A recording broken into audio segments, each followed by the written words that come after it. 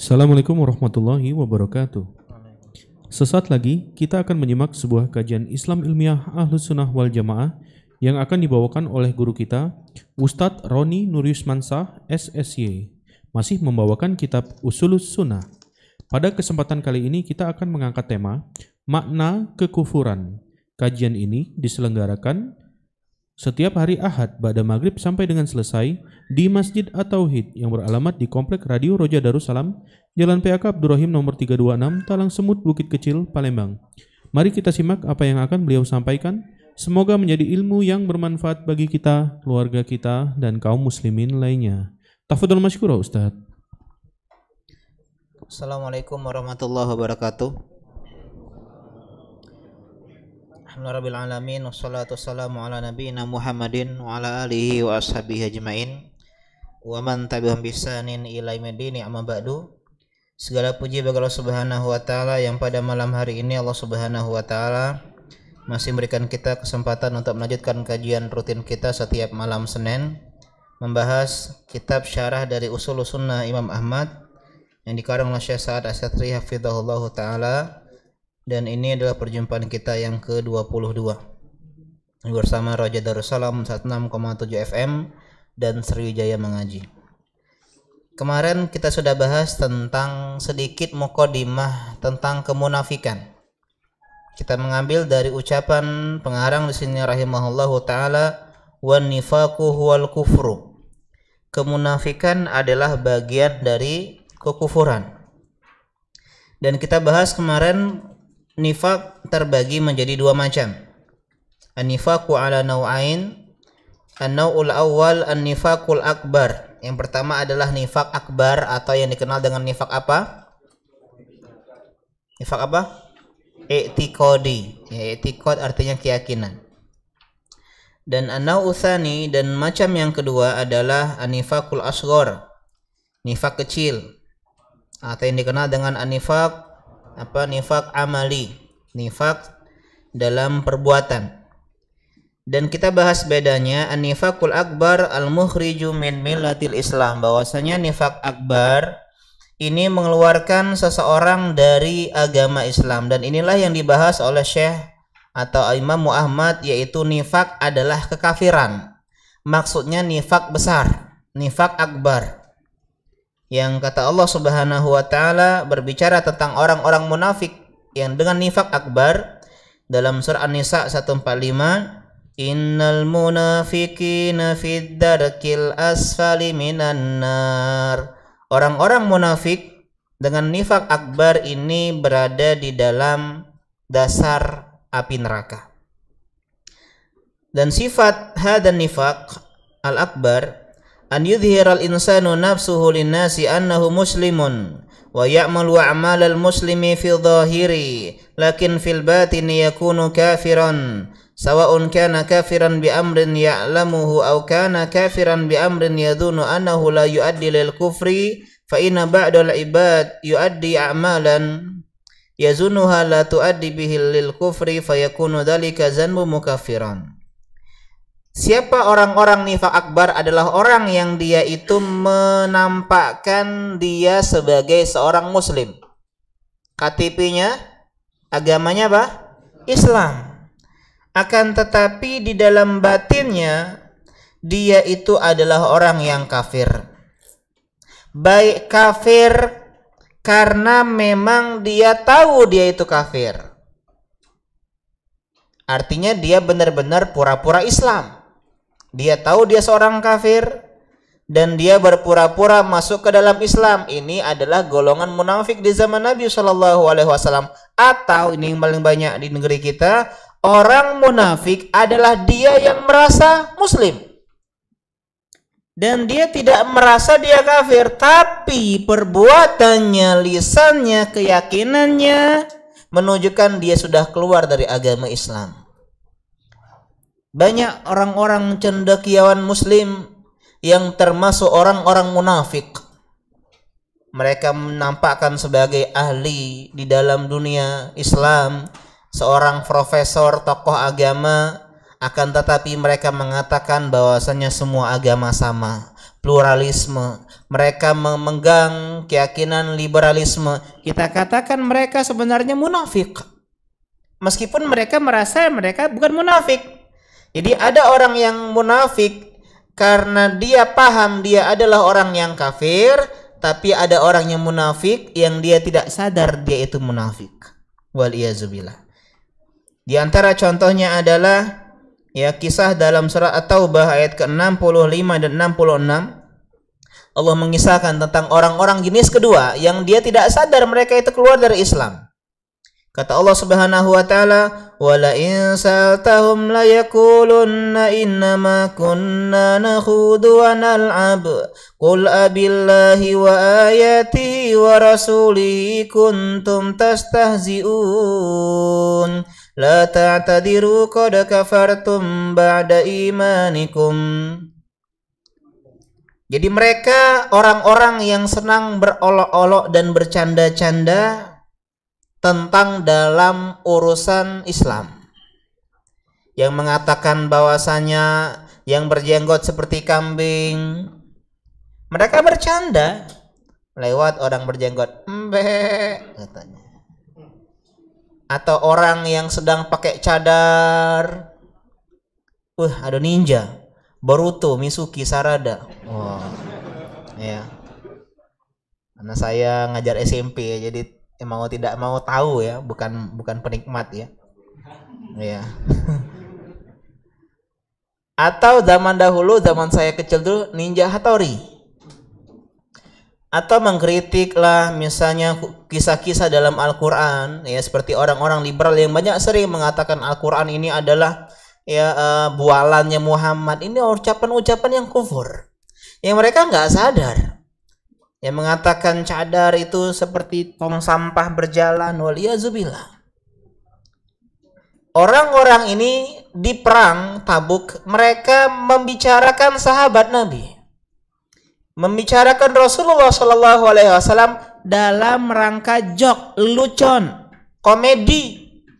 Nggak ada ya orang yang paling pengecut ketika berjumpa dengan musuh dibandingkan sahabat Nabi. Ketawa mereka.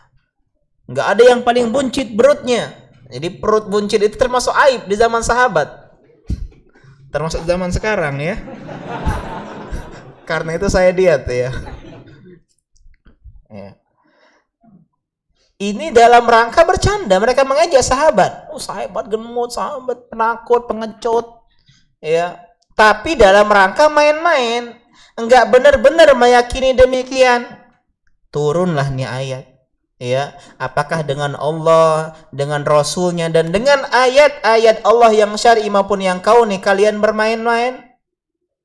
Ya, dia ngomong cingkrang, wah cingkrang kebanjiran, Kalimantan itu banjir.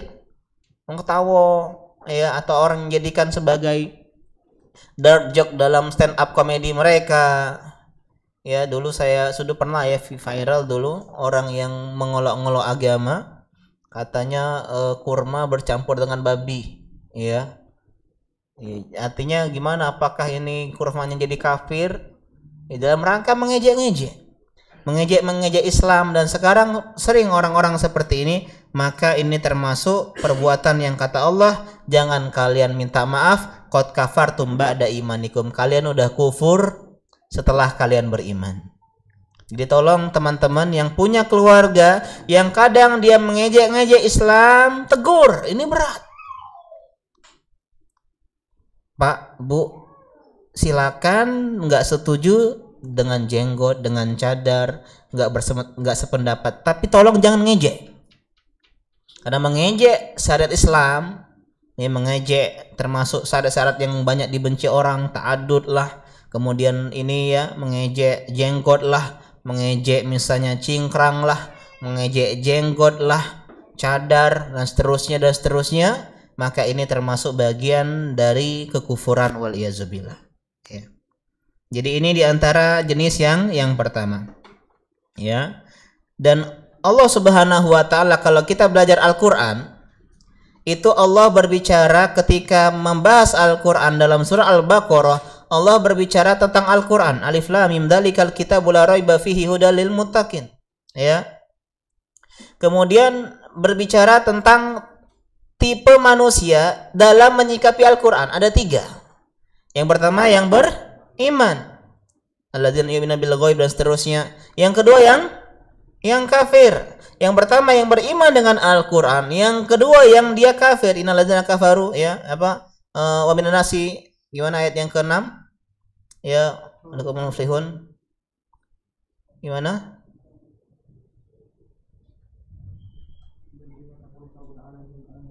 Gimana?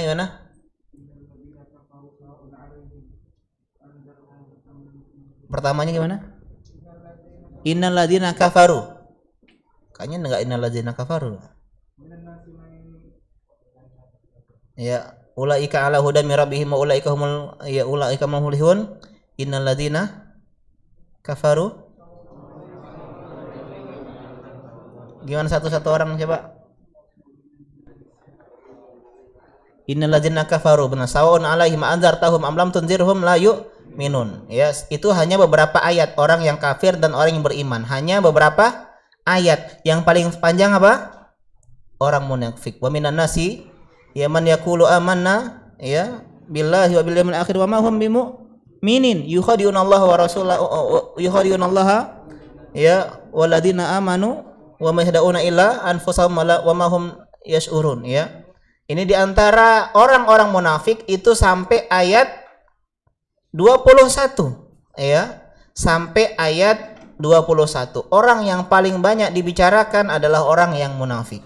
Yang pertama adalah orang yang beriman, yang kedua adalah orang yang kafir, yang ketiga yang paling banyak ayatnya dari ayat kurang lebih 9 atau 10 sampai 20-an itu berbicara tentang orang-orang munafik, karena inilah yang paling berbahaya. Kalau orang beriman jelas di atas kebaikan, ala hudan mir rabbihim, ya, dan orang-orang yang muflihun. Dan jelas orang yang kafir udah kita minta ampun atau enggak, ya, kita kasih tahu atau enggak, tetap dia enggak mau beriman. Yang jadi permasalahannya adalah orang-orang yang abu-abu. Kalau putih kita tahu ya dia berada di atas ya kebaikan, kalau hitam di atas kegelapan. Yang bikin bingung adalah yang abu-abu, ya. Kalau orang-orang kafir mengkritik Islam biasa. Misalnya ada Presiden Amerika bilang Islam begini-begini, dulu George Bush mengatakan Islam adalah teroris, ya, wajar karena dia musuh. Yang kurang ajar ketika ada profesor yang dia mengatakan, rektor dari Universitas Islam Negeri misalnya di Indonesia, yang mengatakan agama sama. Ini yang lebih bahaya didengar. Bilang profesor kok, yang bilang ahli tafsir kok, yang bilang begini kok, yang bilang begitu kok. Inilah yang menjadi abu-abu dalam agama. Kalau yang ngomong seperti itu orang kafir, orang muslim pada ya biasalah musuh, ya, menjelek-jelekkan. Karena itulah ini yang harus dibahas panjang lebar tentang masalah kemunafikan oleh orang-orang yang seperti ini, ya. Kemudian yang kedua, masih yang pertama dulu, ya. Nah, orang yang seperti ini, yang orang-orang munafik ini ada dua macam. Yang munafik yang yang tadi yang kita bahas tadi. Jadi ada yang benar-benar kafir, pura-pura Islam. Ada orang yang Islam tapi dia tuh kafir tanpa sadar. Itu munafik juga. Dia sholat, dia kajian, dia puasa, tapi sebenarnya dia udah keluar dari Islam. Dia munafik karena dia menampakkan sebagai seorang yang muslim. Nah, ini dibagi oleh Syekh di sini. Kismun qadin tomasa qalbuhu bil kulliyah. Ada orang yang benar-benar hatinya itu udah ya terbalik 180 derajat. Orang munafik yang la ya'rifu ma'rufan wa la yunkiru munkaron, yang tidak mengetahui kebaikan dan tidak mengingkari keburukan. Jadi tidak ada imannya sama sekali. Benar-benar dia ini rombongannya yang sering di media sosial sebagai influencer yang anti Islamfobia, yang Islamofobia, yang setiap ada kebijakan Islam dicela dan seterusnya. Ada yang kedua, wa qismun yakunu maratan indahu imanun yaj'aluhu ya'rifu tariqa wa ya'rifu ma yasiru fihi bimuthabatil barak alladhi yudi'u lahu thumma ba'da dzalika tuzlim alaihi. Tapi ada orang yang dia ini kadang beriman, kadang munafik, kadang beriman, kadang munafik. Karena enggak punya ilmu. Kadang dia mengimani sebagian Al-Qur'an, mengingkari sebagian yang lain. Prasmanan. Ini senang sesuai dengan hawa nafsunya dia imani, yang ini enggak sesuai dia ingkari. Maka Allah mengumpamakan dua orang yang tadi. Orang yang pertama, munafik jenis pertama, itu seperti orang yang kafir pada aslinya, yang benar-benar nanti gelap jalannya di hari kiamat, enggak ada lampu. Sedangkan tipe yang kedua, kadang beriman, kadang tidak, munafik yang masih setengah-setengah, masih kaleng-kaleng, dia ini akan prank di akhirat, dalam artian dia awalnya jalannya terang, kemudian tiba-tiba lampunya mati, gelap. Artinya nanti ada lagi kilat, terang lagi, jalan lagi, mati lagi. Sedangkan orang yang beriman, iman adalah cahaya, dan dia melewati akhirat dengan adanya cahaya, sehingga dia bisa melewatinya dengan mudah. Bayangkan antum berada di tempat yang gelap, tidak ada lampu, kemudian antum pakaiannya hitam, kemudian pakai topi hitam, pakai topeng hitam, hitam semua,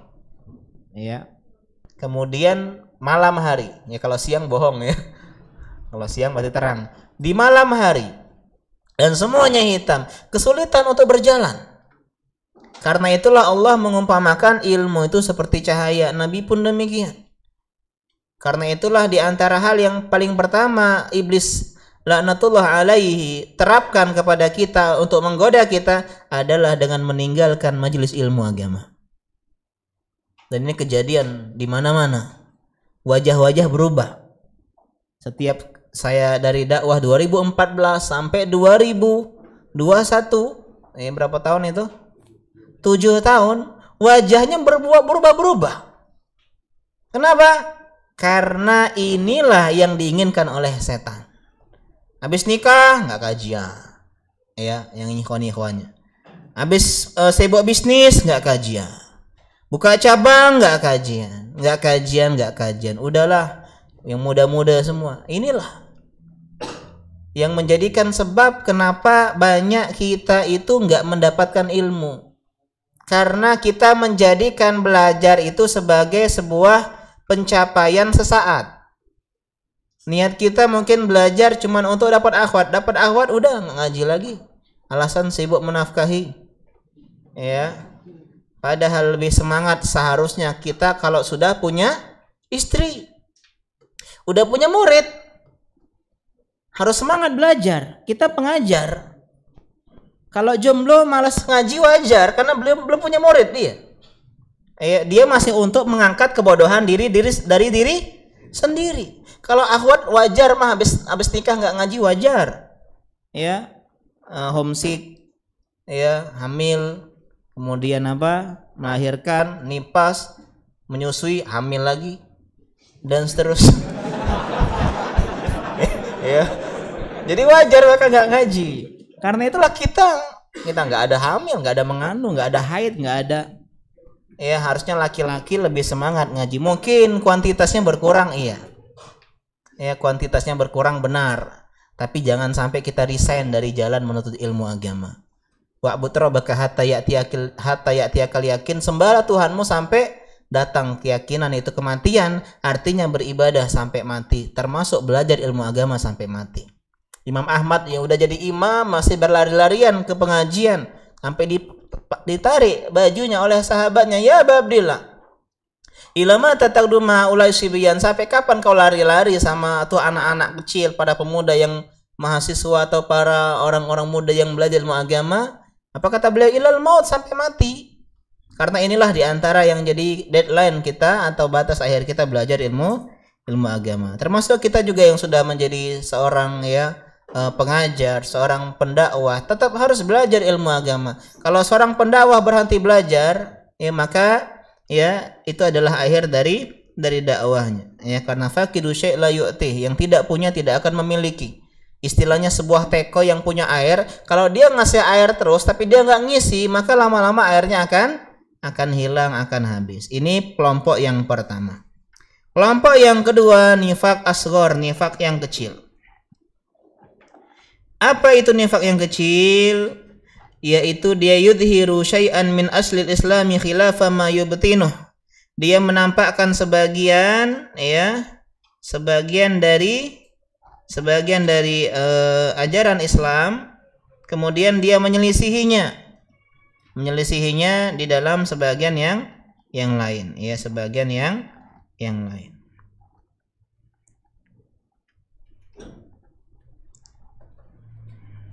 Jadi dia menampakkan kebaikan di hadapan manusia tidak sebagaimana kebaikan di dalam kesendiriannya. Dan ini tidak mengeluarkan seseorang dari Islam. Tapi dia dosa dan bahkan bisa menjadi dosa besar, lakinnaha la tukhrij min dinil Islam, tapi dia tidak mengeluarkan seseorang dari agama Islam. Dan seorang mukmin akan khawatir dengan kemunafikan seperti ini. Lain luar dan lain dalam. Kita kalau di hadapan orang-orang, Masya Allah, mudah jadi orang yang soleh, ketemu cuma sekali seminggu. Atau seminggu 3 kali. Sekali pertemuan 3 jam, cuman 3 jam dalam 160-an jam sepekan. Gampang untuk jadi baik di dalam 3 jam. Tapi dalam rumah tangganya dia menjadi seorang harimau bertaring. Kumpul sama teman-teman sekantor, ahlan, baik, dan seterusnya. Suka nraktir, tapi istri nggak dinafkahi, kebalik. Ya Allahumma shaibana nafi'an. Seorang yang soleh di dunia maya, postingannya Masya Allah, postingannya bagus-bagus semua, kajian, quote-quote Islami, yang di follow semuanya akun-akun dakwah. Tapi apa? Tapi dia sholat malas-malasan, zikir pagi petang enggak, baca Quran enggak, kemudian ngaji cuman asal ngaji dan seterusnya. Dan ini tentu saja menjadikan kekhawatiran besar bagi diri kita yang seperti ini. Yang kalau kita pulang dari pengajian, hilang apa yang disampaikan oleh sang pemateri. Iya enggak? Dan kita sering seperti ini. Di pengajian, Masya Allah, kayaknya aku mau berubah menjadi lebih baik. Saya berjanji akan menjadi lebih baik. Sampai rumah, lalai. Saya berjanji akan pulang ini akan membaca buku. Pas balik scrolling media sosial sampai tengah malam tidur. Belajar kajian tentang keutamaan membaca Al-Quran. Saya berjanji setiap hari one day one juice. Ternyata one day one drakor. Sehari malah nonton 1 episode. Apa yang terbaru sekarang nih? Startup. Apa yang semisalnya. Dan inilah yang terjadi dengan sahabat-sahabat Nabi SAW. Ada seorang sahabat namanya Hanzalah. Hanzalah. Kemudian dia mengatakan, ya Rasulullah, nafaqa Hanzalah. Hanzalah sudah munafik. Kaget Nabi SAW. Wa madza? Kenapa kau bisa demikian wahai Hanzalah? Nakunu indaka tudzakiruna bin nari wal jannah. Hatta ka'anna ra'ya 'ainin. Kalau aku di pengajianmu ya Rasulullah, kau bicara tentang surga. Kau berbicara tentang neraka seolah-olah kami menyaksikan surga di hadapan kami dan menyaksikan neraka di hadapan kami. Merinding bulu kuduk kami. Berlinang mungkin air mata kami. Timbul rasa takut di dalam dada-dada kami. Dan kami berjanji jadi pribadi yang lebih baik, jadi seorang suami yang lebih baik, jadi seorang anak yang lebih baik, seorang pembelajar yang lebih baik, seorang santri yang lebih baik. Fa idza kharajna min indika, tapi ketika kami pulang dari pengajian, afasnal azwaj wal aulad wad dai'at nasina katsiran, kami pulang bercengkrama dengan istri, dengan anak, bermain, kami sibuk dengan dunia kami, dengan rumah tangga kami, dan kami banyak lupa atas apa yang kau sampaikan di pengajian. Dan inilah kita mendengar untuk kemudian kita lupakan ketika kita sampai di rumah. Besoknya demikian, sehingga kita tidak ada pencapaian. Kita hanya menyusuri sebuah lembah kecil, sebuah gunung kecil untuk nanjak, kemudian turun, nanjak, turun. Ternyata kita nggak hijrah, kita hanya berputar-putar di suatu tempat. Kita ngerasa kita udah hijrah 7 tahun, Masya Allah. Udah pengajian. Ketika dia noleh ke belakang, ternyata dia tidak meninggalkan apa-apa. Justru dia malah berjalan mundur ke belakang. Yang dulunya dia suka gosipin artis, sekarang gosipin ya sesama ikhwan pengajian. Ini lebih parah. Ikhwan pengajian yang zahirnya mereka seorang yang mukmin, seorang yang soleh, lebih dijaga kehormatannya dibandingkan para fusak, para orang-orang fasik di media ya massa. Yang dulunya kita ya berbakti sama orang tua, kita sering ngobrol sama orang tua, kita menjadi nggak deket sama orang tua, kita bilang orang tua kita ahlul bid'ah, dolalah finar. Ya, kita berpindah dari mulut anjing ke mulut serigala. Kenapa? Karena tidak ada perubahan dalam diri kita. Kalau kita baca riwayat-riwayat para ulama dahulu, hijrah itu mereka benar-benar berubah. Dan yang paling merasakan perubahan besar dari mereka adalah orang tua. Kita dulu misalnya sering marahin adik-adik misalnya sebelum ngaji, kasar sama adik-adik kita. Kau nanti ibu masak. Setelah ngaji kita nggak pernah ngangkat suara di hadapan adik-adik kita. Kita dulu mungkin durhaka sama orang tua kita, ngelawan. Ketika ngaji nggak pernah mengangkat suara di hadapan ibu kita. Ini loh buah ngaji, dan kita enggak. Kita dulu ya misalnya orang-orang yang kalau hijrah itu benar kelihatan, oh ini udah hijrah nih. Kalau kita kan casing saja, hijrahnya hanya jenggot yang turun dan celana yang naik, jilbab yang turun. Inilah yang dirasakan oleh Hanzalah. Beliau merasa seperti itu, padahal beliau jauh lebih baik dibandingkan kita, apalagi kita. Kemudian kata Nabi SAW, walladzi nafsi biyadih, ya Hanzalah, in law tadumuna ala ma takununa indi wa fi dzikri lasafatkumul malaikatu ala furushikum wa fi turukikum. Kalau seandainya imanmu selama hidupmu selalu seperti di pengajian saya, ini iman lagi naik nih kita sekarang. Wah, menggebu-gebu. Dan ketika kita pulang ke rumah, itu nggak turun, masih stagnan seperti itu, masih stabil, ya. Kita nggak ada hangoutnya, nggak ada have fun-nya, nggak ada main futsalnya, nggak ada main sepedanya, terus istiqomah, semangat terus. Istri ngajak bercanda, itakillah. Kalau kita begini terus, ya, maka akan turun malaikat, la safatkumul malaika, menjabat tanganmu di atas, di jalan-jalan dan di atas tempat pembaringan. Artinya hormat malaikat sama kita kalau iman kita nggak pernah turun. Walakin ya Hanzalah sa'atan, tapi sesaat. Refreshing boleh dalam Islam. Nggak harus ngepost itu, wow, ya yang sangar-sangar terus manhaj alul bid'ah, kekufuran. Boleh sesekali posting, mungkin lagi olahraga atau lagi mungkin jalan-jalan di pasar. Itulah dunia. Kalau iman kita selalu naik, ya, kita akan seperti para anbiya. Tapi kita menjaga iman kita ketika turun nggak kebablasan, gitu loh. Itu tugas kita. Ya sesekali rehat, main, ya olahraga. Sesekali rehat, bercengkrama sama istri. Sekali rehat, ya misalnya dia mengerjakan hobi-hobi yang bermanfaat. Dia suka jahit, ya dia suka nulis, dia suka nulis diary, dia suka misalnya refleksi, ya. Inilah namanya, kata Nabi, itulah manusia. Artinya bukan munafik kalau kita merasa, kayaknya kalau di rumah kita ini nggak seistiqomah di pengajian, biasa. Contoh yang enggak termasuk munafik, kalau kita nginap di rumah teman kita yang soleh, dia semangat ibadah, kita pun termotivasi. Kita kalau kajian online nggak sefokus ini, serius, iya kan? Ada yang nggak berbaju, sambil makan mie, sambil ngopel, ya. Tapi ketika kita kajian offline, kita malah serius. Ustadz, berarti aku nih munafik? Enggak, belum tentu. Karena bisa jadi inilah namanya feel, ya, suasana berkumpul dengan orang-orang yang soleh itu bisa menyebabkan kita terinspirasi menjadi lebih baik lagi. Karena itulah kita butuh sama teman yang soleh. Dan memang perlu perjuangan untuk istiqomah dalam kesendirian. Dan itu level-level expert itu.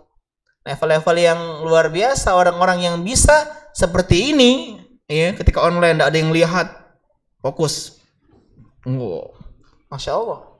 Ya, kalau kita ya online, kadang kaki kita kemana, ya kadang ya sambil main HP dan seterusnya. Jadi itu bukan kemunafikan. Kemunafikan itu ketika ya kita berdusta, ya kita mengingkari janji, termasuk diantaranya. Kenapa? Karena kan lain depan lain belakang. Orang yang amanah, pejabat-pejabat yang, kalau saya terpilih, saya akan membangun masjid yang besar untuk kalian semua. Ketika terpilih, ingkar janji. Yang termasuk munafik, karena beda. Apa yang dia sembunyikan dalam hatinya dengan apa yang dia tampakkan. Dusta juga demikian. Dia tahu dia bohong, dia sampaikan sebuah kebohongan. Dan termasuk juga adalah berkhianat, dia diberikan amanah. Ini yang disebutkan oleh hadis, ya, yang kata Imam Ahmad, diantaranya adalah ya an yakfuru billahi wa ya'budu ghairahu. Di antara bentuk kemunafikan adalah seseorang kufur kepada Allah dan menyembah selain Allah Subhanahu wa taala, wa yudhirul islama fil alaniyah, tapi dia menampakkan keislaman di dalam di hadapan manusia. Mithlul munafiqin alladzina kanu ala ahdi Rasulillah sallallahu alaihi wasallam. Seperti orang-orang munafik di zaman Nabi sallallahu alaihi wasallam yang siapa kepala pecongnya? Abdullah bin Ubay bin Salul. Yang dia punya anak Abdullah bin Ubay bin Salul, seorang sahabat yang mulia. Terkadang dari seorang laki-laki yang bejat akan lahir orang-orang yang soleh. Ini termasuk kenapa kita bersabar dalam rumah tangga. Ini tips sedikit ya, kita menyimpang sedikit. Ya, kata Allah Subhanahu wa taala, ya, wa ashiruhunna bil ma'ruf fa in karihtumuhunna fa asan an takrahu syai'an wa yaj'alallahu fihi khairan katsiran. Pergaulah istri dengan baik. Kalau kita mendapat istri kita enggak solehah, istri kita enggak kita suka sifatnya, karakternya, sabar. Karena bisa jadi Allah berikan kebaikan dari dia dengan cara anak yang soleh. Begitu juga seorang istri yang punya suami yang mungkin nggak baik.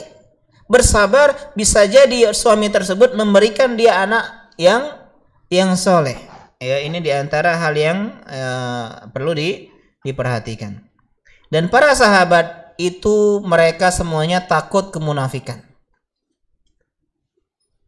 Bahkan sekelas Umar bin Khattab radhiyallahu taala anhu. Kita ingat ya, Huzaifah bin Yaman, sahibu sirnya Nabi, pemilik rahasia Nabi, yang tahu nama-nama orang munafik di zaman Nabi, yang orang-orang sahabat itu kalau mau nyolatin jenazah dia lihat dulu Huzaifah. Kalau Huzaifah nyolatin, mereka mau nyolatin. Kalau enggak, mereka khawatir itu orang munafik.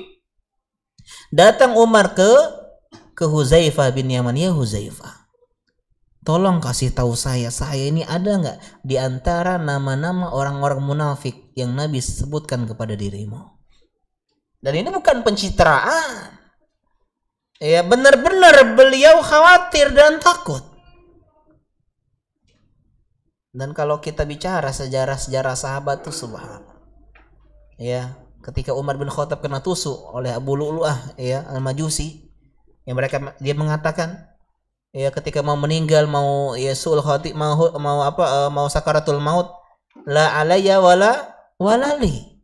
Aku berharap amalan aku itu bisa menutupi dosaku. Begitu loh. Berharap nol. Enggak ada pahala yang nambah atau dosa yang nambah. Padahal beliau adalah sahabat Nabi yang mulia.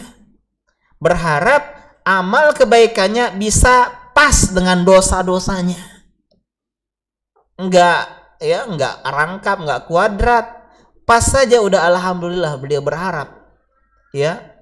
Abu Hurairah ketika meninggal mengatakan apa? Perjalananku masih panjang dan bekalku sedikit. Maka kita yang udah lama ngaji, yang udah jangan merasa aman dari hal-hal seperti ini. Kita nggak tahu ending kita bagaimana. Ya kita nggak tahu apa kita istiqomah. Karena itulah saya kagum kalau ada orang-orang tua yang masih semangat di pengajian. Kalau orang muda mah wajar, kate gawe kamu di rumah. Ya apalagi yang jomblo-jomblo wajar. Ketika dia sudah punya anak masih semangat ngaji, Masya Allah. Ketika dia sudah punya cucu masih semangat mengaji, Masya Allah. Karena ini tanda kebaikan yang benar-benar luar biasa yang tidak dapat diterima oleh sebanyak orang. Kalau muda ngaji mah wajar.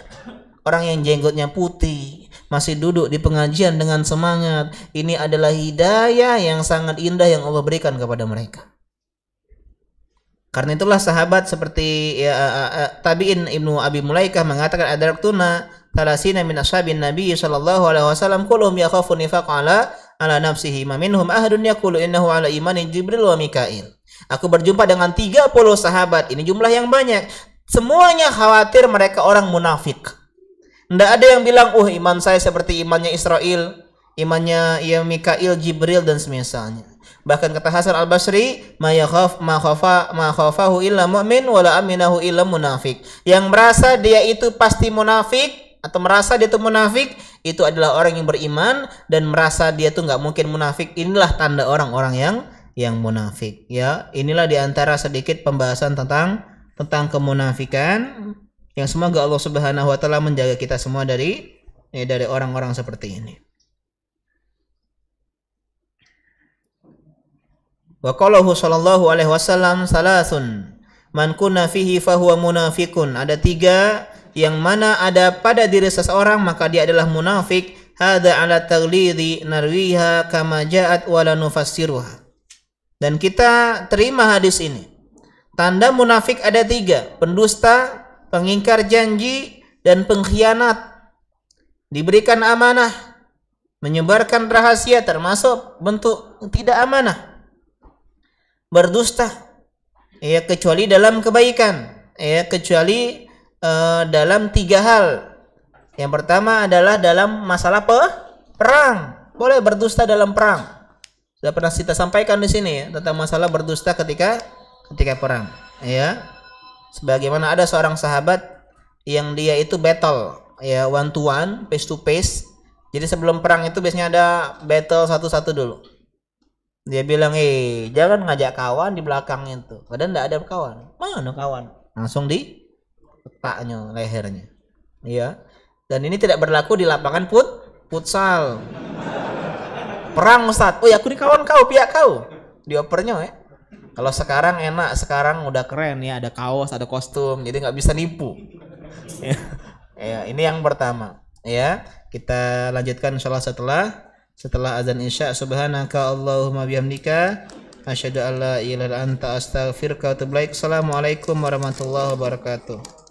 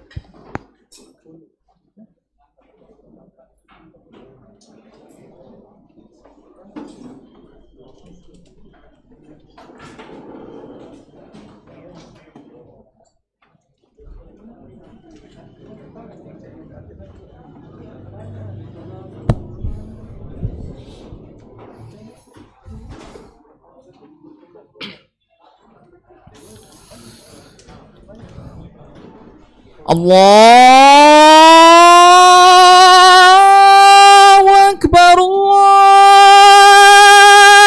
Allahu Akbar.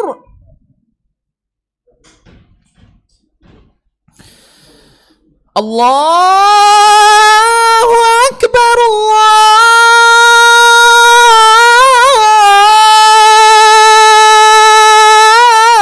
Allahu Akbar.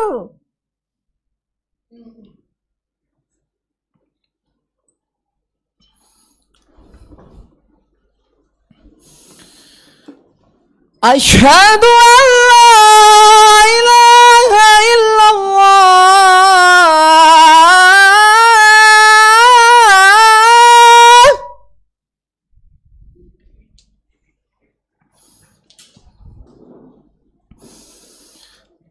Asyhadu an la ilaha illallah.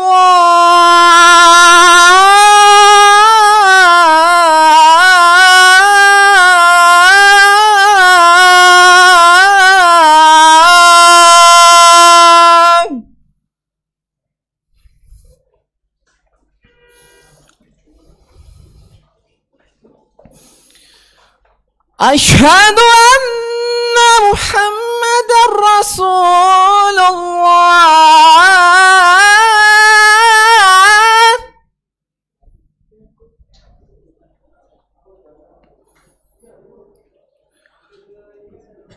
Asyhadu anna Muhammadar Rasulullah.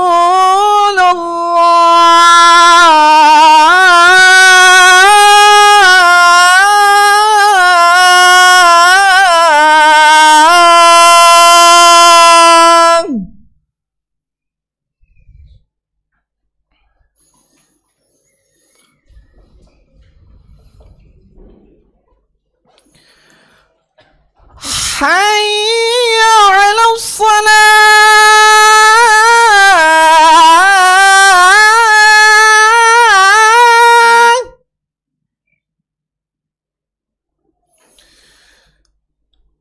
Hayya 'alas salah.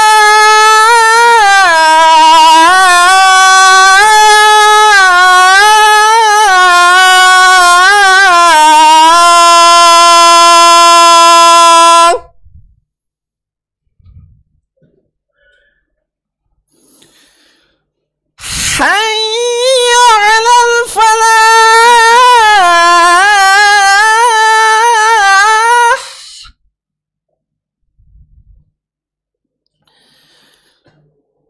Hayya 'alal falah.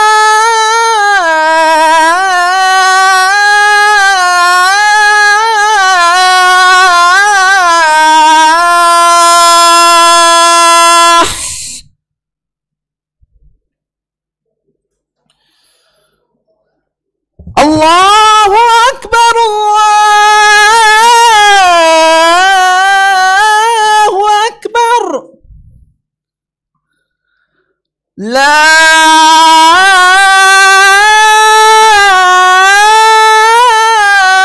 ilaha illallah.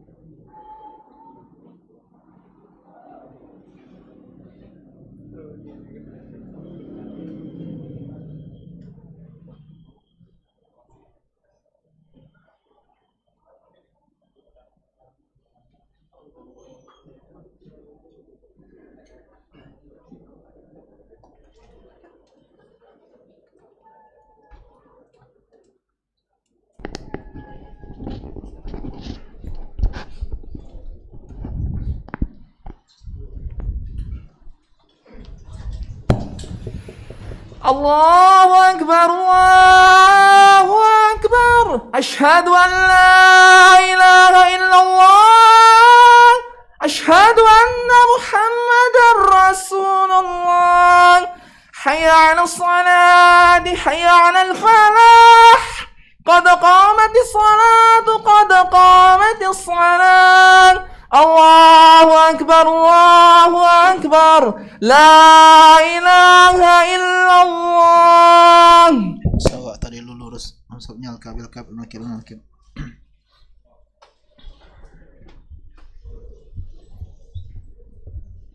Allahu Akbar.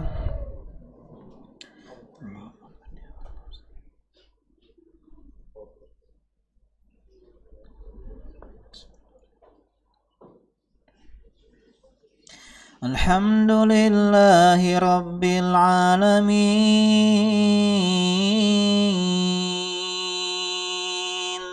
Ar-Rahmanir Rahim.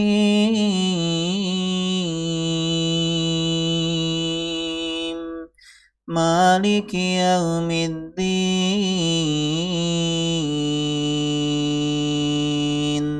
Iyyaka na'budu wa iyyaka nasta'in. Ihdinas siratal mustaqim.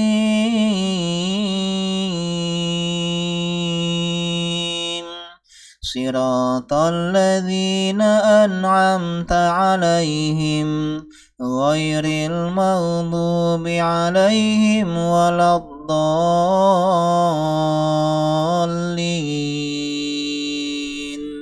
Amin. Ya ayyuhalladzina amanu awfu bil uqud. Uhillat lakum bahimatul an'ami illa ma yutla 'alaikum ghayra muhillis saydi wa antum hurum. Innallaha yahkumu ma yurid. Ya ayyuhalladzina amanu awfu bil uqud. Uhillat lakum bahimatul an'ami illa ma yutla 'alaikum ghayra muhillis saydi wa antum hurum. Innallaha yahkumu ma yurid. Ya ayyuhalladzina amanu la tuhillu sya'airallah. La tuhillu sya'airallah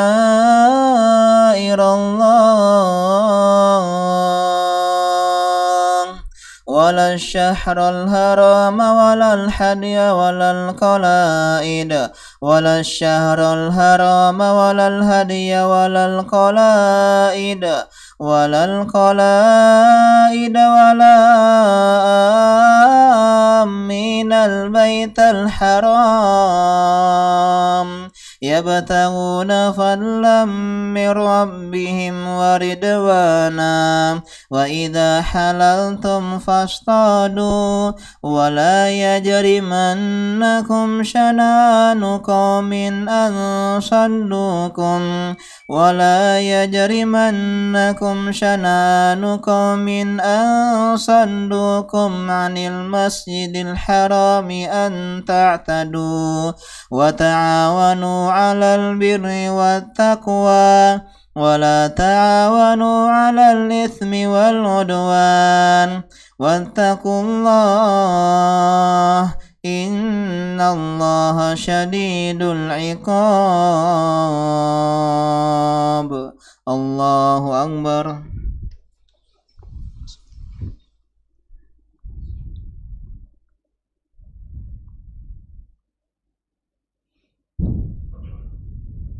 Samiallahu liman hamidah.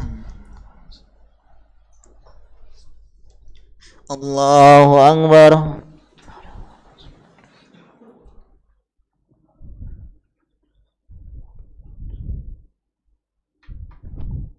Allahu Akbar.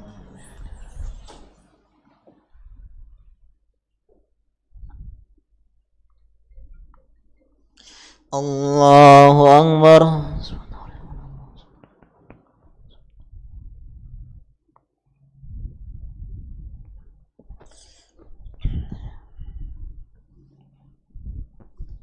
Allahu Akbar. Bismillahirrahmanirrahim. Alhamdulillahi Rabbil Alamin, Ar-Rahmanir Rahim, Maliki Yaumiddin. Iyyaka na'budu wa iyyaka nasta'in. Ihdinas siratal mustaqim. Siratal ladzina an'amta 'alaihim ghairil maghdubi 'alaihim waladdallin.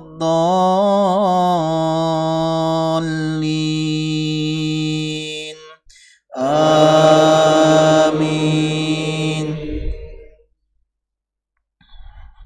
Am hasibtum an tadkhulul jannah walamma ya'tikum mathalul ladzina khalau min qablikum massathumul ba'sa'u wad-dharra'u wa zulzilu hatta yaqula rasulu walladzina amanu ma'ahu mata nasrullah. Ala inna nasrallahi qarib. Yas'alunaka madza yunfiqun. Qul ma anfaqtum min khairin falil walidaini wal aqrabin wal yatama wal masakin wa ibnis sabil. Wa ma taf'alu min khairin fa innallaha bihi alim.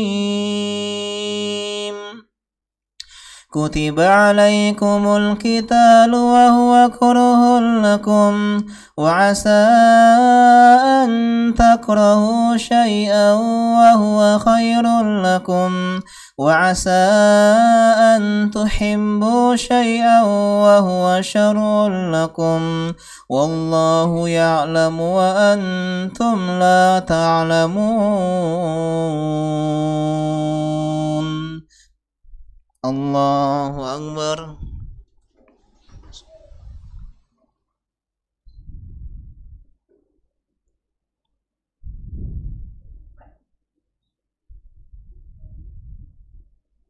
Samiallahu liman hamidah. Allahu Akbar.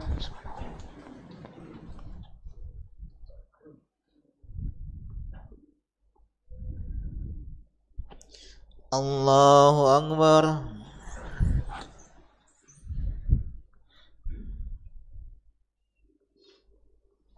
Allahu Akbar.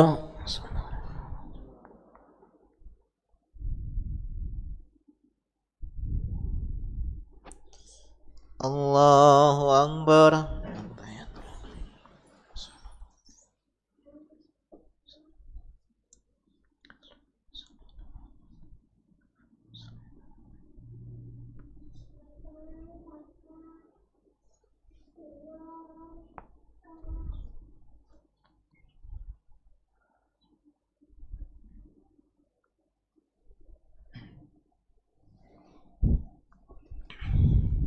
Allahu Akbar.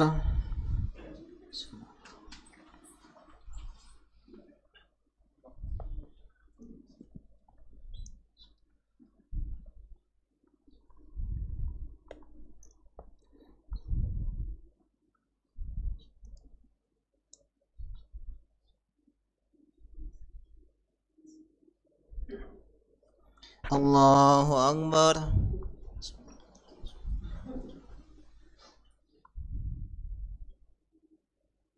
Sami Allahu liman hamidah. Allahu Akbar.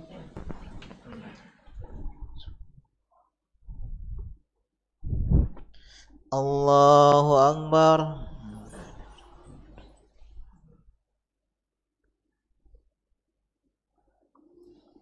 Allahu Akbar.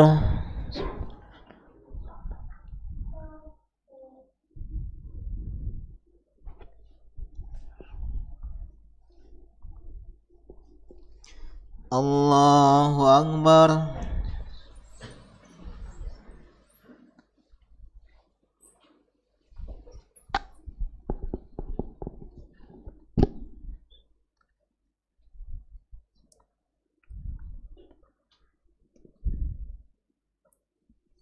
Allahu Akbar.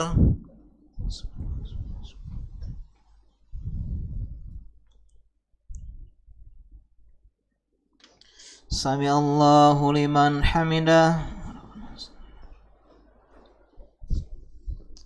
Allahu Akbar.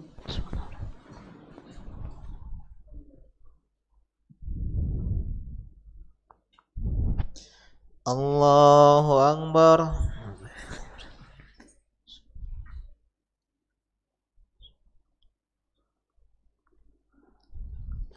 Allahu Akbar.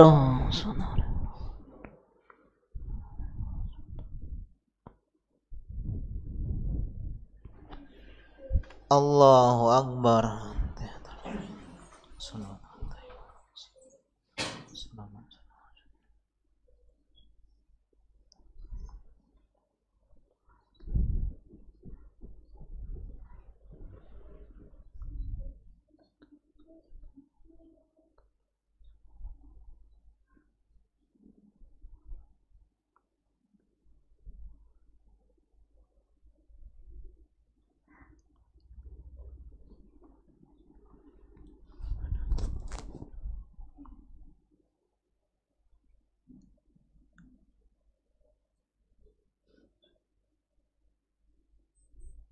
Assalamualaikum warahmatullahi. Assalamualaikum warahmatullahi.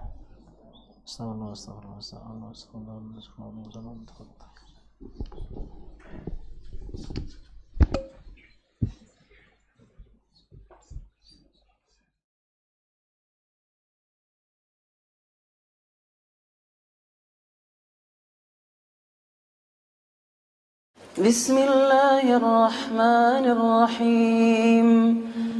عَمَّ يَتَسَاءَلُونَ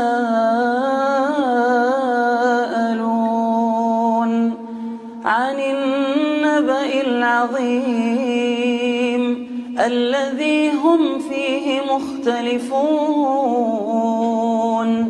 كَلَّا سَيَعْلَمُونَ ثُمَّ كَلَّا سَيَعْلَمُونَ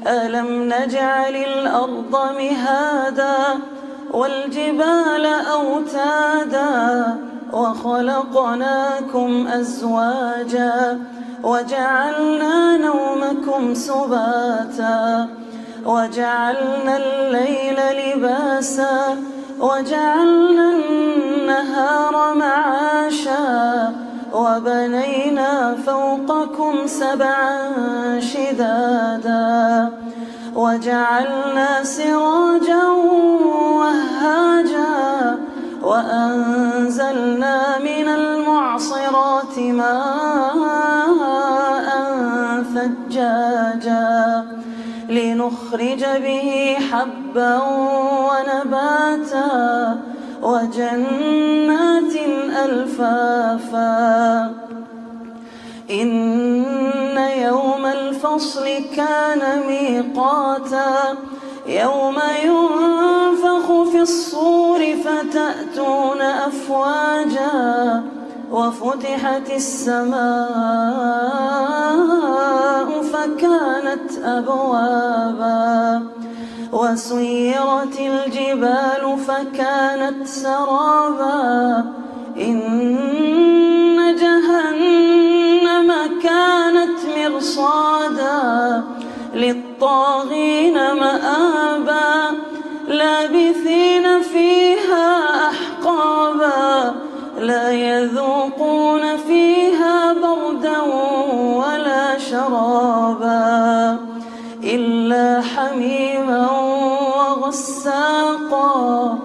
جزاء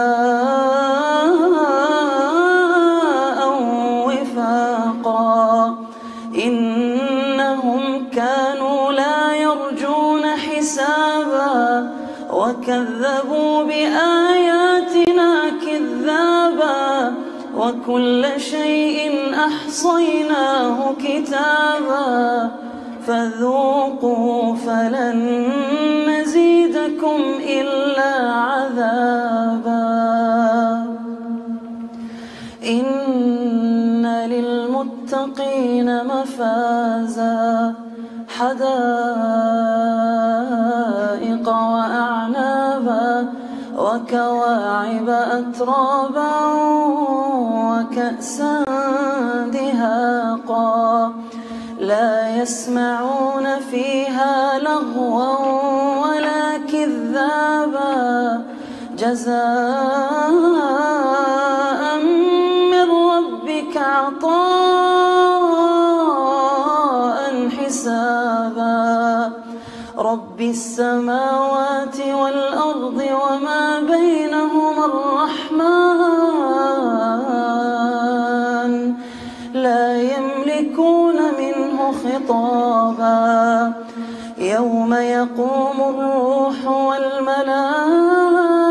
والملائكة صفا لا يتكلمون إلا من أذن له الرحمن وقال صوابا ذلك اليوم الحق فمن شاء اتخذ إلى ربه مآبا إنا أنذرناكم عذابا قريبا يوم ينظر المرء ما قدمت يداه ويقول الكافر يا ليتني كنت ترابا.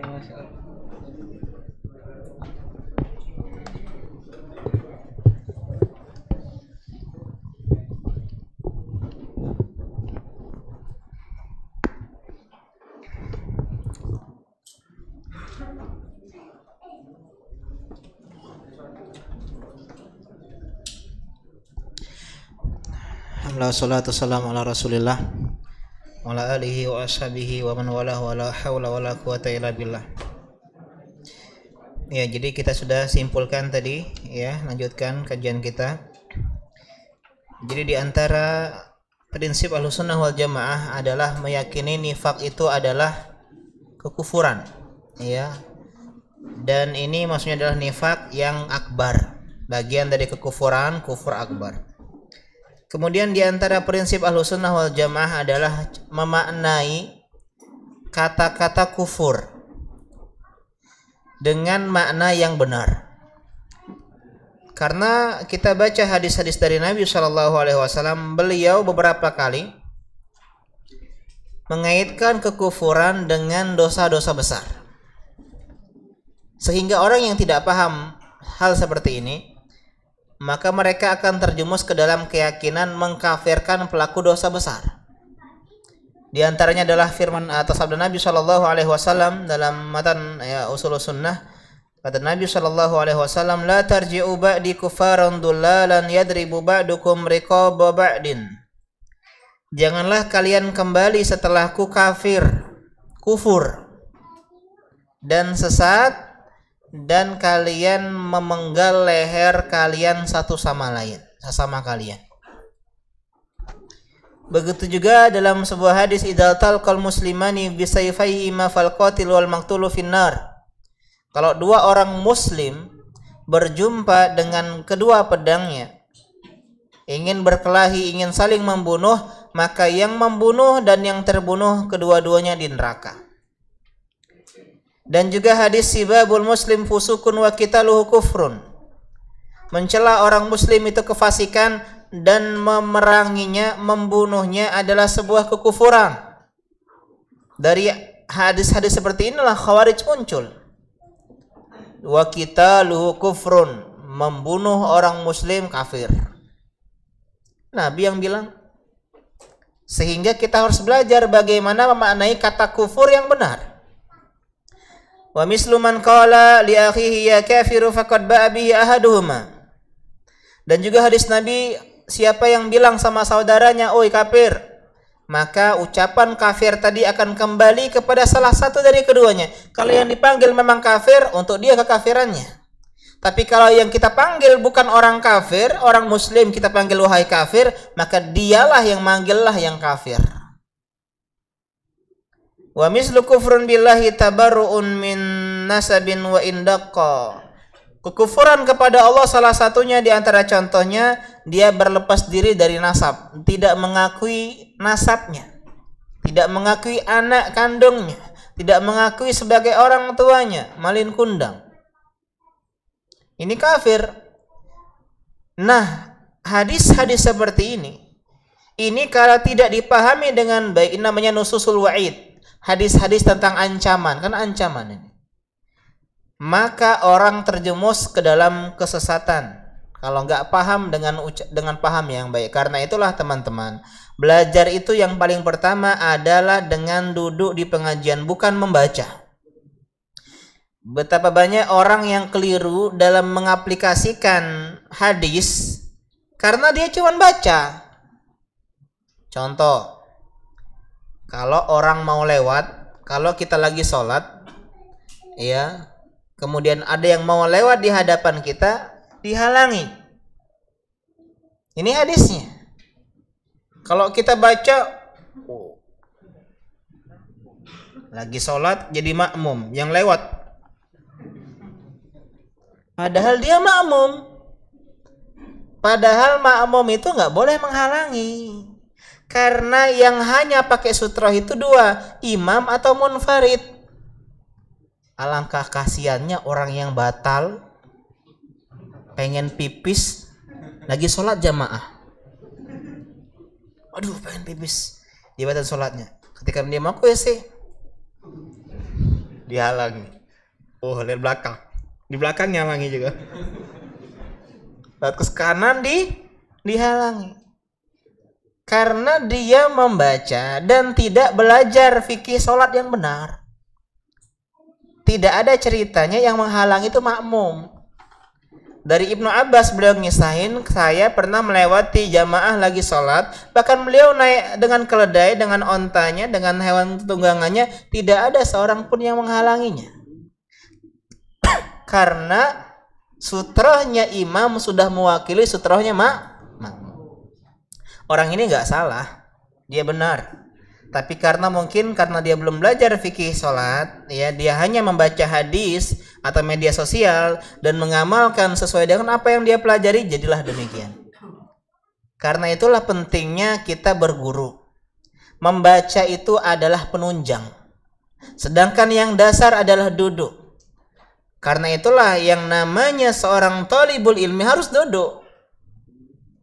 Meskipun dia sudah menjadi orang yang lama pengajiannya, harus dia duduk, dia belajar ilmu agama. Biar dia tidak salah. Kayak gini kan bahaya, dia baca hadis-hadis saja.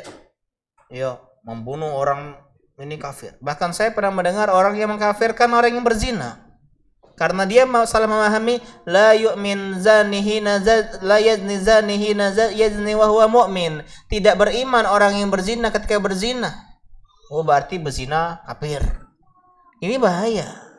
Karena itulah perlunya kita belajar dengan orang yang paham, Jadi belajar dengan guru itu teman-teman, selain lebih cepat, ya kan?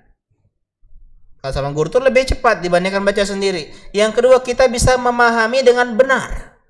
Karena pemahaman kita belum tentu benar. Kita memahami dengan pemahaman kita sendiri.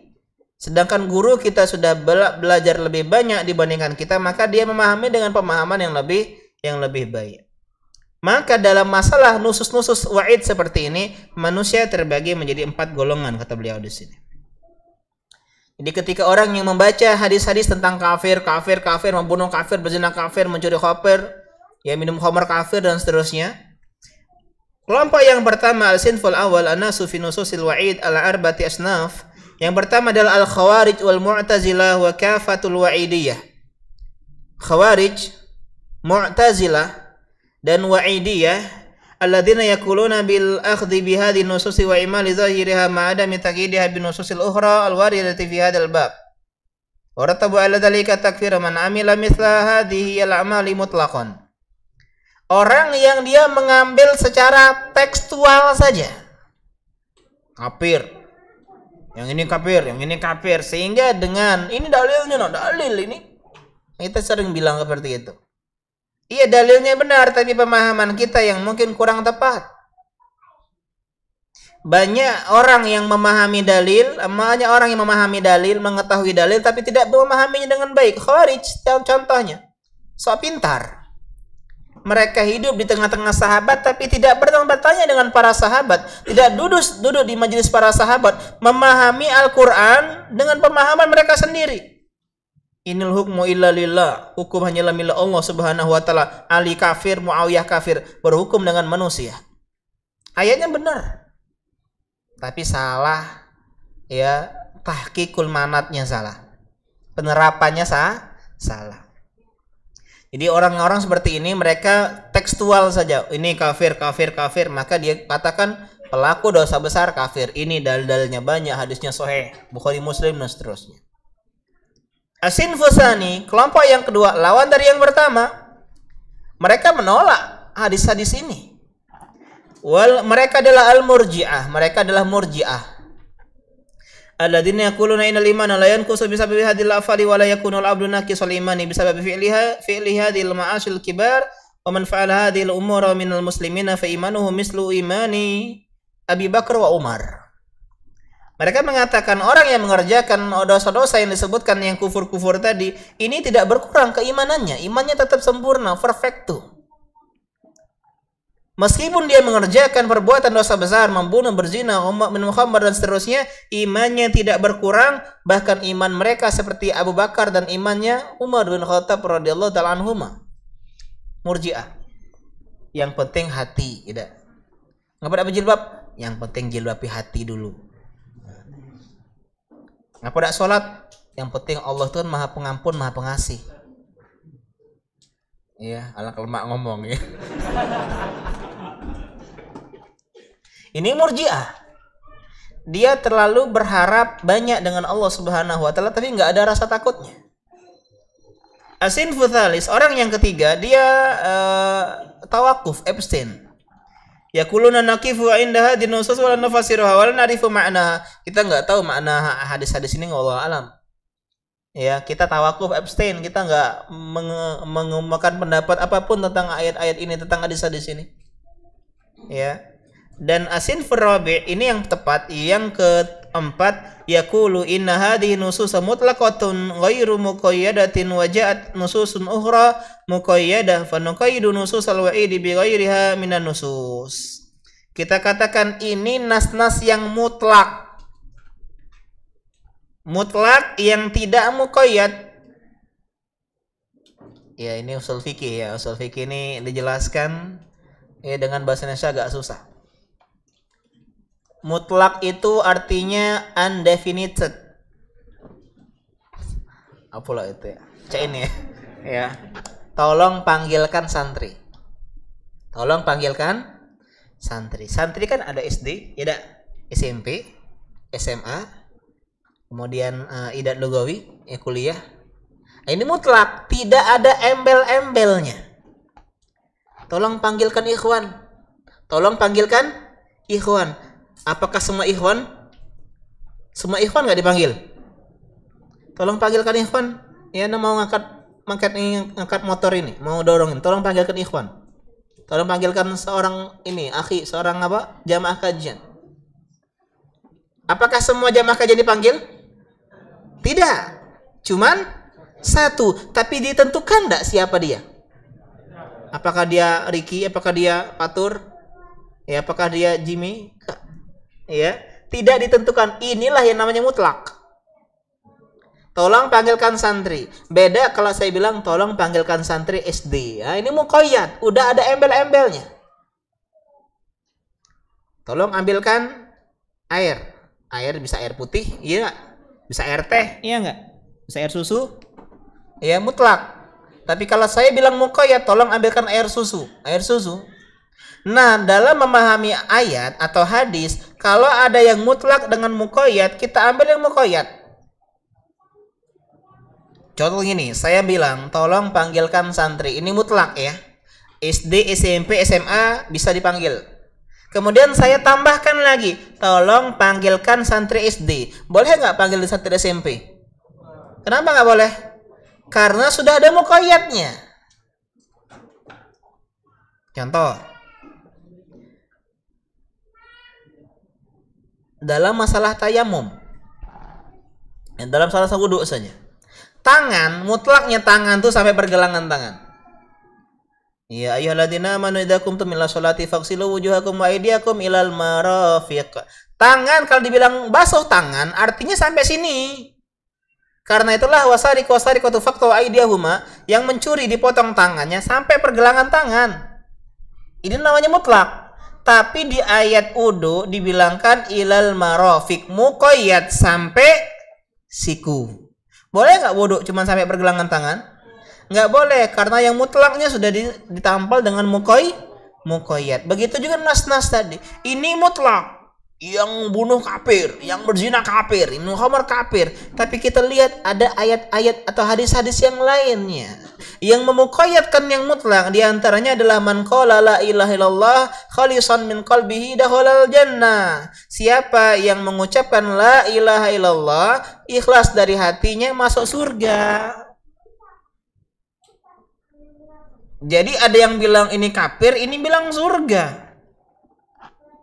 Ini nggak mungkin bersatu, sehingga kita gabungkan. Oh, maksud ayat-ayat yang tadi yang tidak masuk surga, man kana fil qalbihi misqala dzarratin min kibr, nggak masuk surga yang ada kesombongan di dalam hatinya. Maksudnya adalah tidak masuk surga tanpa hisab, tanpa azab.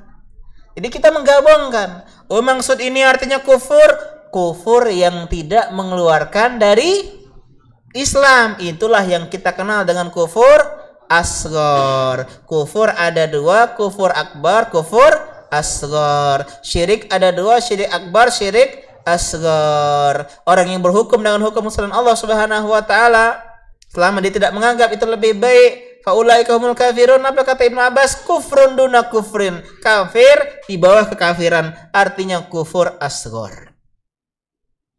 Jadi kita bisa menggabungkan dua ayat. Al-jama' aula minat tarjih, menggabungkan dua hadis lebih didahulukan daripada memilih salah satu. Ini kaedahnya. Ya, saya pernah ceritakan juga ya tentang ini anekdot. Ada seorang istri bilang sama suaminya, "Abi, pilih Umi atau Fulanah?" Al-jamu aula minat tarjih. Menggabungkan lebih baik dibandingkan milih salah satu. Enggak ya, itu dalil ya. Apa itu dalil? Intermezzo. Jadi kalau misalnya ada dalil yang bertentangan, ya jangan kita ya potong satu-satu. Wailul lil musallin, celaka yang sholat. Nih kamu yang sholat, celako, nyingok ayat ini. Nah, itulah kalau baca setengah-setengah. Baca setelahnya siapa yang celaka tuh? Alladzina hum ya fi sholatihim sahun, yang lalai dalam sholatnya, belum selesai. Ya, jadi inilah pentingnya kita itu membaca secara luas. Orang yang cuman mengetahui kalau kursi itu hanya kayu, dia akan berpendapat kursi itu hanya kayu. Orang desa, kalau dia ke kota, oh ternyata ada kursi dari kaca, kursi dari besi. Semakin kita belajar, semakin kita akan bisa memahami ada banyak hal-hal yang bisa digabungkan. Ya, hal-hal yang bisa digabungkan. Ya, contoh masalah sholat, orang yang baca-baca sendiri dia nggak bisa paham.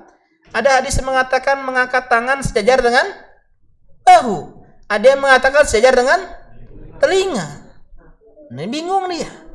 Mana yang lebih benar? Kita katakan kalau kita baca syarah hadisnya, ulama mengatakan diamalkan dua-duanya. Boleh dia setelinga, boleh dia sebahu. Allahu Akbar, boleh. Asal jangan begini, Allahu Akbar. Yang satunya gini ya. Menggabungkan Ustaz, menggabungkan. Enggak ya. Jadi menggabungkan pun harus mengikuti ketentuan dari para ulama. Ya. Wallahu taala a'lam. Dan inilah serunya belajar usul fikih sebenarnya. Kita belajar cara berdalil, cara beristinbat. Jadi kita nggak keheranan ketika membaca ini, karena konsep kita orang yang berbuat pelaku dosa besar tidak kafir, tapi juga tidak sempurna imannya. Dia beriman dengan keimanannya dan fasik dengan kefasikannya. Istilahnya kalau kita ibaratkan iman itu 100%, kalau dia berbuat dosa besar itu nggak 100%, mungkin 50, mungkin 30, mungkin 20, tergantung dosa besarnya. Sedangkan Khawarij itu kalau berkurang tidak kata istilah 90. Kalau ada 100, 0. Itu kata Khawarij. Kalau hilang semuanya. Maling kafir. Karena itulah dia ngebom. Karena bilang kafir semua kita ini. Tidak berhukum dengan hukum Allah Subhanahu wa taala. Apa maksud tidak berhukum dengan sunnah Allah? Kalau maksudnya tidak mengamalkan apa yang Allah perintahkan, manuado, Pak. Orang yang mengamalkan segala hukum Allah Subhanahu wa taala. Dia gosip, kafir berarti. Karena tidak berhukum dengan hukum sunnah Allah Subhanahu wa taala. Dia beli pempek 3 ngomong 2, kafir. Tidak berhukum dengan hukum Allah Subhanahu wa taala, ya. Sehingga ini ya berbahaya ya kalau kita mengamalkan secara tekstual ya ayat-ayat atau hadis-hadis wa'id seperti ini. Ya seperti ini, ya. Masih ada pembahasan sedikit lagi di sini sebenarnya. Ya, jadi kita harus pahami di antara konsep-konsep memahami ayat ini yang pertama atau hadis ini yang pertama. Lafzul kufri maratan ya'ti bitankiri wa maratan ya'ti bitarif. Bedakan ucapan kufur dalam sisi nakirah atau dalam versi nakirah dan ma'rifah. Nakirah ma'rifah itu ini yang indefinite itu ya, yang lebih tepat. Nakirah itu kalau bahasa kita mungkin yang ada tanwinnya, sederhananya gitu. Kalau ma'rifah itu yang ada alif lamnya. Ya, bahasa kita itu kalau book dengan the book beda. Bahasa Inggris the book artinya bukunya udah ma'rifah, udah ditentukan buku mana yang kita sedang bahas. Sedangkan kalau book artinya masih undefined, yang belum ditentukan, masih nakirah. Nah, kalau kufurnya ada tanwin, an, in, un, maka maksudnya adalah kufur kecil. Kalau kita baca hadis-hadis tadi, wa qitaluhu kufrun, membunuh orang muslim adalah kekufuran, kufurnya nakirah, artinya kufur level kecil. Beda kalau kekafiran orang-orang Nasrani, walaqad kafaral ladzina qalu atau alladzina kafaru, alif lamnya, ya. Atau ulaika humul kafirun, ada alif lamnya. Ini sebagian besar ya dia adalah kufur akbar. Wallahu taala a'lam. Ya, mungkin itu saja yang masih ada sedikit beberapa poin tentang masalah kekufuran. Bagaimana memahami di antara keduanya, di antaranya membedakan antara pelaku dan perbuatan. Ini penting ya, agar kita tidak bisa memudahkan orang untuk mengecap ini kafir. Bedakan antara menghukumi pelaku dan menghukumi perbuatan. Perbuatannya bid'ah, pelakunya belum tentu ahli bid'ah. Perbuatannya syirik, belum tentu pelakunya langsung musyrik. Perbuatannya kufur, belum tentu pelakunya langsung kafir. Masih ada hal-hal yang iqamatul hujjah dan semisalnya. Dan insya Allah pertemuan terakhir ya kita akan lakukan minggu depan kurang lebih. Ya, jadi minggu depan jangan tidak hadir. Minimal meskipun sekali telah datang, aku selesai usul sunnah. Karena ikut pertemuan terakhir ya. Insya Allah tentang bahas masalah surga dan neraka ya. Kita baca pertanyaan. Ini pertanyaan kemarin yang belum terbaca ya. Ustaz, tolong nasihati saya yang sedang futur dalam menjalani ta'adud. Nah, Ustaz Abu Haris masih ada tak? Ya. Suami saya Masya Allah baik sekali Ustaz memperlakukan saya. Sedangkan saya masih banyak kekurangan di sana sini sehingga terkadang terkesan membebani suami. Masya Allah. Ya, jawabannya adalah apa ya? Aku juga tidak tahu ya. Aku baru praktisi soalnya ya. Intinya ya begitulah namanya rumah tangga ya. Begitulah namanya rumah tangga. Kadang kita merasa nggak layak. Tapi ini sebenarnya cuman klise saja ya. Saya aku tidak layak istilahnya tuh dia terlalu baik untuk diriku ya. Kalau ada akhwat yang nolak kalian dengan ucapan ini, pukul dia. Sekarang tidak baik aku kan? Kau terlalu baik katanya. Pertama, caranya adalah bersyukur. Karena tidak setiap perempuan bersuami mendapati kenikmatan seperti ini. Dapat suami yang baik, yang care, ya, yang bisa adil dalam poligaminya, atau yang bisa memberikan apa yang kita inginkan. Dan jangan sampai kita kena was-was setan. Kadang was-was setan itu datang dengan cara mengatakan kita ini nggak baik, nggak pantas kita ini di sini. Nggak pantas di kajian ini orang soleh semua, kita mah orang ini munafik dan seterusnya. Jadi terhalangi. Dan yang kedua, justru ini jadikan sebagai rasa syukur yang membuat kita menjadi lebih semangat jadi istri yang lebih baik. Kalau suami kita seperti itu, Masya Allah udah baik, harusnya kita termotivasi lebih semangat lagi menjadi istri yang baik. Dan ingat teman-teman ya, rumah tangga itu bukan jual beli. Orang ngasih kita dapat, orang dapat kita yang ngasih, bukan. Rumah tangga itu ibadah. Dan kita sedang jual beli sama Allah Subhanahu wa taala. Jadi jangan pikirin suami baik atau tidak, istri baik atau tidak. Fokus saja kita jadi pribadi yang baik. Kita sedang berjual beli dengan Allah Subhanahu wa taala dengan rumah tangga kita sebagai ibadah.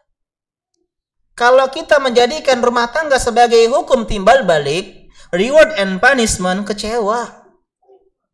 Kalau kita sedang baik sama suami yang nggak baik, sakit hati kita. Karena kita hanya mengharapkan kebaikan dari suami.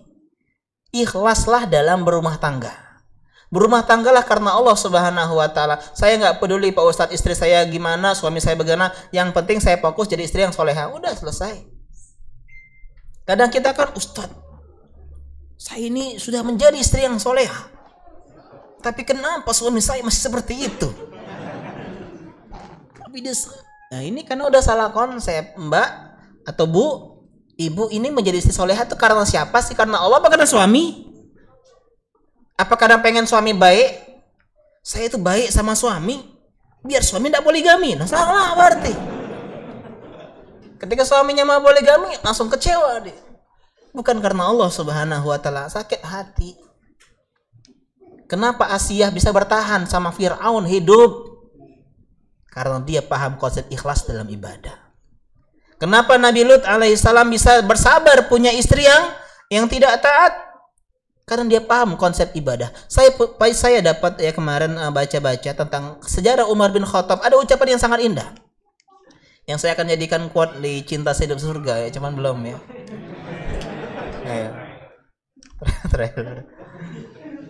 Jadi ada seorang suami yang mau menceraikan istrinya. Ditanya Umar, kenapa engkau mau menceraikan dirinya? Ya Umar, saya udah gak cinta sama dia. Dia bilang, akhi, ya kalau seandainya rumah tangga itu hanya karena cinta, betapa banyak rumah tangga yang roboh.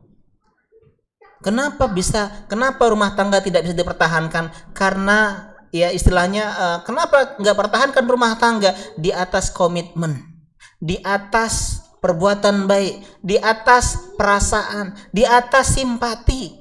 Kalau cuma cinta-cinta mungkin cuma 3 bulan. Setelahnya adalah tanggung jawab sama Allah Subhanahu wa taala. Kalau cuma merah jambu saja rumah tangga, cepat selesai, cepat kita pisah. Tapi ini surga saya. Mungkin saya udah nggak cinta sama suami saya Pak Ustadz. Cuman saya tahu itulah surga saya. Mungkin sekarang saya sedang futur cintanya. Tapi dengan tetap dia paham tentang komitmen pertama untuk cinta sehidup sesurga, komitmen untuk saling menjaga perasaan, dia akan bertahan. Inilah namanya ikhlas dalam rumah tangga. Kalau dia melukai kita langsung, ini ya, memang berat ya. Tapi ini ya teori ya. Ya karena prakteknya memang berat dalam rumah tangga. Namanya ikhlas memang berat lah. Yang enggak ada ikhlas yang mudah. Dan itulah orang ikhlas adalah orang yang bahagia. Ya. Ustadz maaf ya, kajian di luar tema kajian kita malam hari ini. Saya seorang PNS. Apakah boleh menerima uang selain gaji dan tunjangan yang telah ditetapkan, misalnya hadiah, uang tip tambahan, seserahan dari pihak ketiga atau atasan kami karena pekerjaan yang kami lakukan? Bagaimana hukumnya Ustadz, dan mohon nasihatnya bagi kami yang berprofesi sama. Jazakallahu khairan. Ya nggak boleh, jelas. Kata Nabi, hadiyatul ummal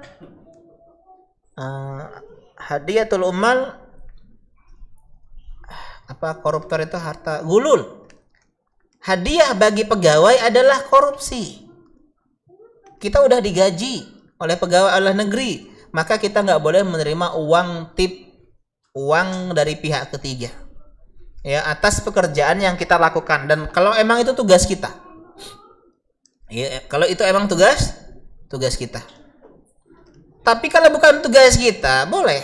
Contoh, kita pegawai negeri ya, mau pulang ke rumah ya, kemudian ada orang-orang tengah jalan, tolong bantu saya mau pulang ke rumah. Oh searah, dianteri, dikasihnya ini duitnya. Oh maaf saya PNS tidak bisa. Ada hubungannya, bukan tugas dia itu sebagai pegawai.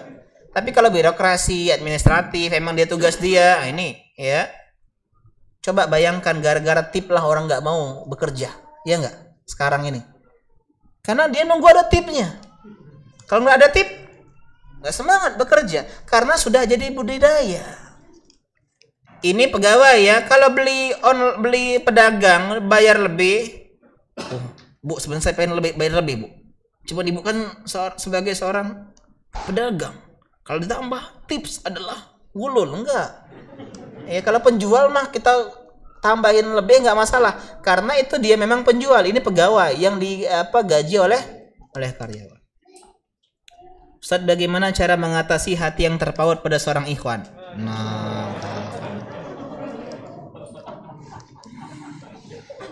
Saya diam-diam mengagumi seorang ikhwan, meskipun kami amat sangat jarang berkomunikasi, tapi saya sering mencari kabar tentang ikhwan tersebut.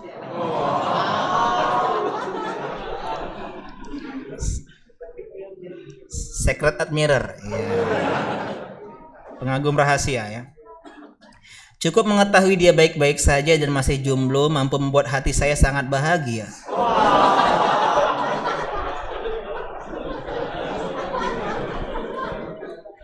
Dan ini bertahan selama bertahun-tahun. Betah kau ya? Betahnya main dia. Hati ini lemah Ustadz, sedangkan jenggotnya menyabar-nyabar. Waktu jenggot ya. Nah, siapa kamu ya? Di sisi lain saya tidak berani menawarkan diri pada ikhwan tersebut. Ya, inilah namanya mabuk asmara. Di antara stigma yang salah zaman sekarang adalah akhwat nggak boleh berinisiatif. Hello, kita zaman di dunia persaingan semakin ketat. Serius. Biro jodoh, tanyalah sama siapa saja yang biro jodoh. Ya saya membuka biro jodoh tapi nggak jadi ya, mikir-mikir lagi. Ya. Rata-rata 1 berbanding 10. Kalau ada 10 CP ikhwan, akhwatnya berapa? 100. Kalau sudah mengetahui ikhwan yang sudah bagus agamanya, tapi ini pastikan bagus ya, jangan belagak bae. Jarang orang jelek dicak ini ke? Iya. Serius aku masih belagak udah ini.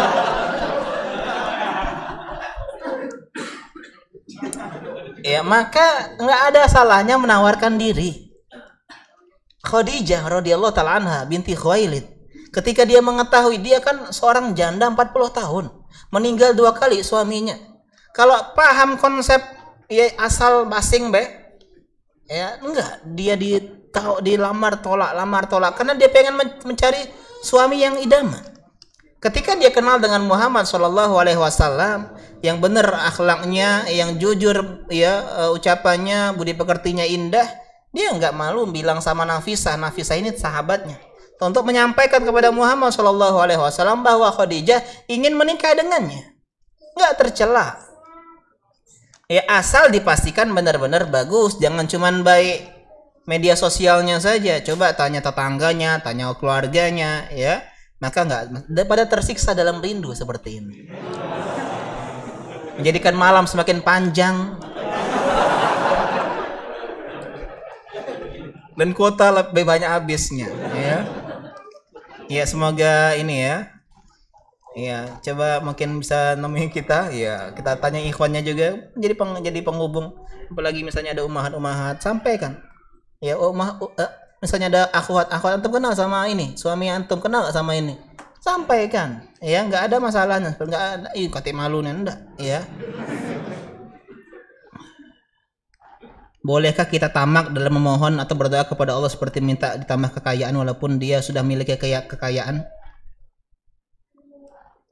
Ya tamak ya, meminta.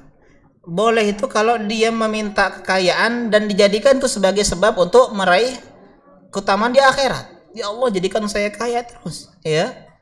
Biar dia bisa sedekah, biar bisa. Tapi kalau cuma memperkaya diri saja, sedekahnya malah nggak nambah, nggak ada investasi akhirat, maka ya bisa jadi tercela seperti ini.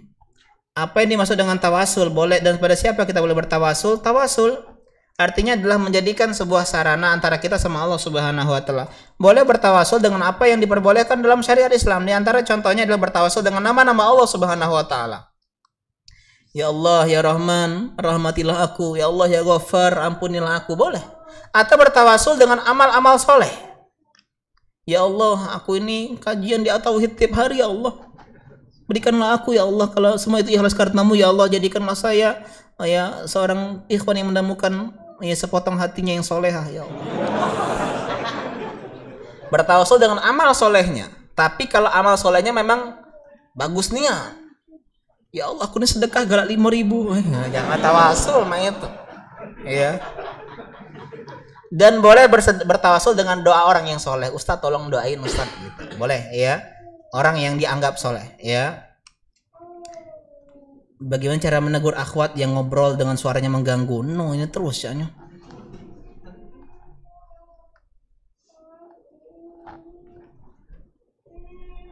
Caranya dengan bertanya sama Ustadz seperti ini, ya. Lah menegur itu ya. Iya. Tolong apa ikhwan akhwat juga jangan ngobrol pengajian. Makanya di antara tipsnya jangan duduk dekat orang yang kenal. Saya dulu ketika saya ngaji saya duduk dekat orang yang tidak saya kenal karena emang ada yang kenal. Sekarang kan rame ya. Kalau dulu kajian cuma 11, jam 12 banyak orang-orang tua semua. Ya saya termasuk yang muda-muda, jadi yang muda-muda itu sedikit, ya. Dan juga dulu emang orangnya ini ya introvert, kayaknya. Artinya tidak senang terlalu bergaul, kenalnya sama penjual buku aja, ya. Artinya tahu-tahu aja itu kan nggak deket, ya nggak dekat, karena ya sibuk ya, SMA datang balik begitu. Nah setelah pengajian baru, jadi sebenarnya jadikan kalau pengen ngobrol, datangnya duluan, jam 5 udah datang. Ngobrol lah sejam sampai jam 6. Setelahnya itu sudah gitu maksudnya ya. Apakah was-was akan kekufuran diperbolehkan? Apakah semua was-was itu diperbolehkan? Was-was itu penyakit. Ya. Penyakit keraguan-raguan. Ada orang yang was-was masalah wudhu. Setengah jam di wudhu. Ada main ini ya. Dia takut ada mungkin sedetik yang bikin sholatnya tidak wudhunya tidak sah. Setiap pagi ganti CD. Caknya aku nih basah aku nih. Tiap pagi dia ada orang seperti ini. Was-was itu kalau diikuti makin lama ini kekufuran. Ustaz aku nih udah murtad caknya. Itu dia. Serius. Aku nih caknya hati aku nih ngomong-ngomong kafir. Bahaya ini. Kalau ada keraguan-raguan, tinggalkan. Ustaz, aku cek kentut itu. Betul tak ya? Nah ini kan ragu. Kau udah yakin kan? Udah yakin? Biar kebaik. Tidak. Itu. Kalau ragu, kalau tidak, jangan. Gak boleh itu. Saya yakin. Jadi banyak orang yang tertimpa was-was. Dan ini banyak sekali di WA yang was-was intinya. Jangan dianggap tete. Kalau kita meloin 1, 2, 3, 4 sampai kita nanti merasa ya kafir dalam agama ini. Itulah was-was. Setan semua itu. Caranya lawan dengan ilmu. Ustaz najis, tidak najis sudah. Jadi dia tuh kadang hati-hati jangan ada bekas pipis anaknya dan seterusnya. Dan belajar fikih toharo, najis yang sedikit dimaafkan. Dia tuh kalau misalnya kencing itu harus lepas galau celananya. Ya, dia takut ada seperti 0,000 milimeter. Ya. Susah lah begitu. Islam itu mudah. Islam itu mudah, ya. Ini termasuk was. Ustaz, aku nih nyerai ke istri aku dah. Itu kadang dia. Kadang ada pikiran, dan semakin lama dia belajar, dia tinggalkan, lama-lama sudah menjadi enggak. Dan banyak adik kelas saya beberapa kali saya temui ujung-ujungnya apa? Stres, gila. Jadi depresi. Padahal orang-orang pinter-pinter, tapi karena ikutin was, si takutnya, enggak sah, aku nih wuduknya lagi terus lama di belakang ini. Sudahlah, asih wae wuduk lama dia. Antri di belakang itu. Ya. Ujung-ujungnya apa? Keluar dia dari sekolah dan dia nggak lanjutin studinya. Ya mohon maaf ya, agak lewat kita hari ini 8.45. Semoga ini jadi amal kita semua. Ya dan insyaallah minggu depan pertemuan terakhir bahas tentang ya usulu as-sunnah. Ya. Dan juga info juga teman-teman, sekarang sudah ada pengajian ba'da maghrib setiap malam Ahad ya di masjid ini. Kajian sirah sahabat, ustadznya beda-beda. Mana Ustadz Adi Kurniadi, Ustadz Priyo Handoko, ya. Jadi pada malam minggu udah keruan, ya ikutin aja pengajian. Dan mungkin insyaallah Anda juga nanti ngisi kajian di malam Ahad sekali sebulan. Demikian. Subhanaka Allahumma bihamdika asyhadu an la ilaha illa anta astaghfiruka wa atubu ilaik. Assalamualaikum warahmatullahi wabarakatuh.